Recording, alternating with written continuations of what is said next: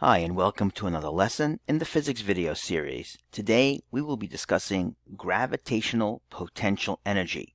That's the work done against gravity, lifting something up vertically. We will then extend our concept and allow this object to free fall, and we will examine the energy conversion that takes place between potential energy and kinetic energy. Alright, let's get started. Gravitational potential energy. What is this exactly? Well, it is the work done, which is the letter W, in lifting a mass m against gravity, g, which is equal to the gain of potential energy. Let's take a look at this formula right here. We know that the weight of an object is mass times gravity, and we know that the work done is force times distance. If we replace the force of gravity, or the weight, with mg, and we change the d to h for vertical height, we get a new expression where work equals mgh. Well, this work is actually the potential energy. The word potential comes from the Latin word potens, meaning ability. Just like the word potent, something is potent when it has the ability to do something.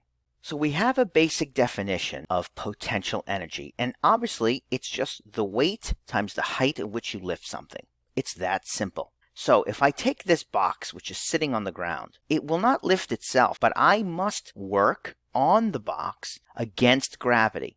So when I ascend against gravity, the work is done on the box by the worker, which is the person lifting the box. And the work done by the person is the energy spent or invested in the box, which becomes its potential energy, which continuously increases until you reach your maximum height.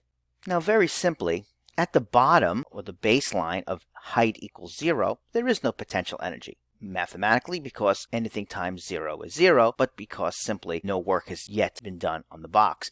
But when you lift it up to its maximum height, you're holding it up and you decide to drop it. Now the box will descend with gravity. So now gravity is doing the work by returning the box to its original position.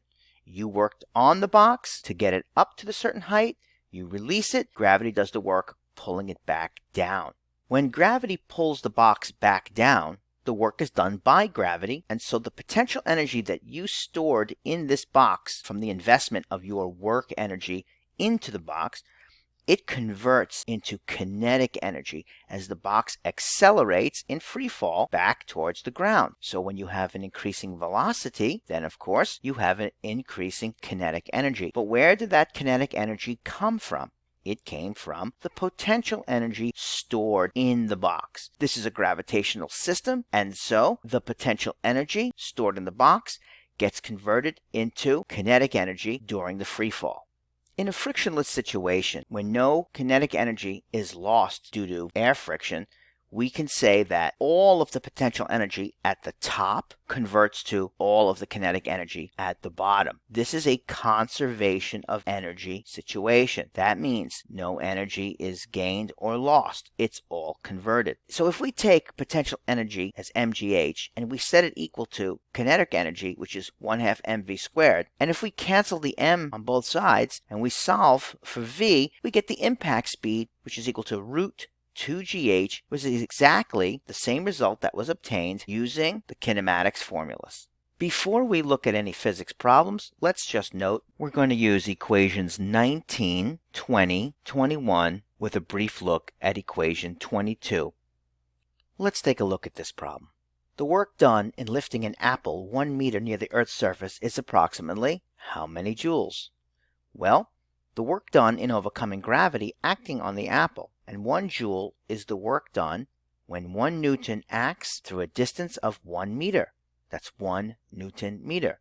The apple's weight is approximately 1 Newton. Now you say, I didn't know that. How should I know? This is one of those approximation questions. 1 kilogram is approximately 10 Newtons.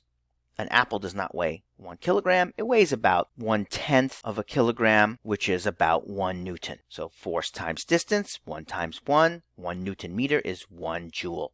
Let's look at this question. A ball falls freely towards the ground. What's its total mechanical energy? Well, even though we haven't discussed total energy yet, it's just simply the sum of the kinetic plus the potential at all times. And since it's a conservation problem, there is no loss or gain in mechanical energy, only a transformation of gravitational potential energy to kinetic as the ball falls down. So the total energy in the system remains the same. Here's a question that talks about potential energy and changing height. How much work is required to lift a 10 Newton weight from 4 meters up to 40 meters above the surface of the Earth? Well, we know that 10 newtons is the mg. That's the mass times the gravity. And then we know that the change of height was 40 minus 4, which gives you 36. 36 times 10, 360 Newton meters. And notice that W is the same as PE. The work done by you, the worker lifting the box, is equal to the potential energy gained by the box. And finally, a question about conservation of energy. A child starts from rest at the top of a playground slide and reaches a speed of 7 meters per second at the bottom of the slide. What is the vertical height of the slide? That's very interesting. Sometimes the problems ask you, what's the speed at the bottom, because they gave you the height. But this time, they gave you the speed and asked for the height. Nonetheless, you always start with the conservation expression. Potential energy at the top equals kinetic energy at the bottom. When I write the expressions mgh equals 1/2 mv squared, I immediately cancel out m's. Now I have two choices. I can either solve for h or solve for v. And in this case, they asked for h, and so I solve for it, and I get h equals v squared over 2g, which is 7 squared over 2 times 9.8. That gives you 2.5 meters. So the child started at 2.5 meters above the ground. We know that because we found the speed at the bottom, and of course, plugging that into the conservation expression allows us to back solve for the unknown height. So in conclusion, let's consider the conservation of energy and the conversion of energy between the different forms of work, potential, and kinetic energy. In the case of lifting an object off the ground and an object falling back to the ground, we know that we've invested a certain amount of work energy into that system. That becomes the potential energy. This orange bar represents the maximum amount of potential energy, and the little bar is the minimum or zero value of kinetic energy. As the object falls back towards the Earth, the kinetic energy increases because it takes from the potential energy, which decreases. And so here we have the halfway condition where the potential energy equals the kinetic energy.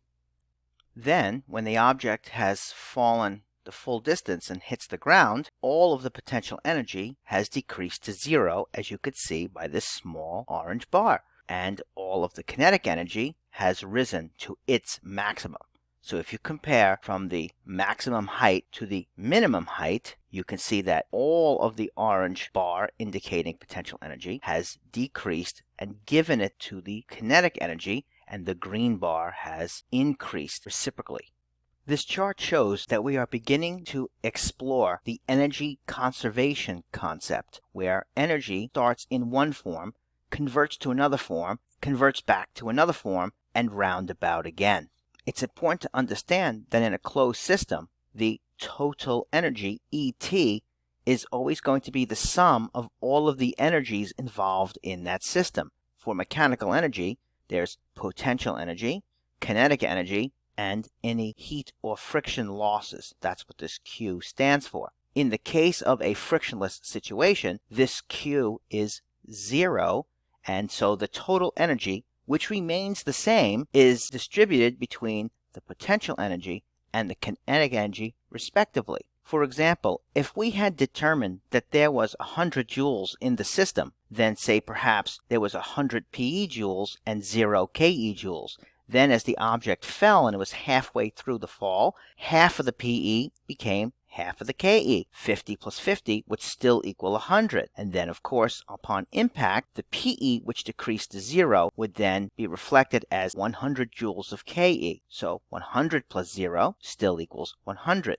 That is the conservation of energy. We're going to explore that concept in more detail in future videos. You will also notice in this diagram there are some other references to other information relating to energy stored in a spring This is elastic energy. And when we get to the videos on spring, we will also recall this chart so that you can see how it applies there. Here at the bottom of the chart, where we say PE at the top equals KE at the bottom, we have learned that mg delta H equals 1/2 mv squared, and the impact velocity, of course, is √2gh. We also know that KE equals 1/2 mv squared, and that the work done to create that movement, W equals delta KE, that's the work energy theorem. That's all we're going to cover in this video for now, but we're going to see you in the next video where we discuss specific applications of the conservation of energy. Thank you for watching this video, and we'll see you there.